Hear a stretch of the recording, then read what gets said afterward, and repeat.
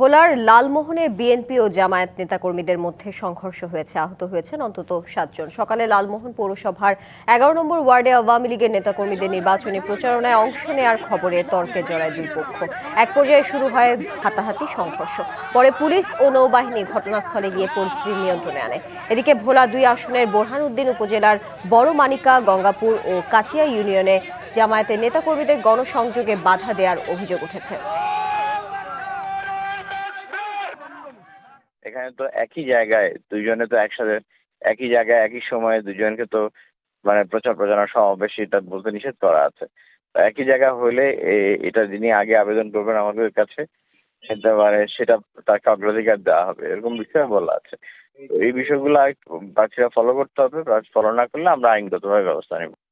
বিদেশ থেকে দেশে রেমিটেন্সের টাকা আসে নিরাপদে।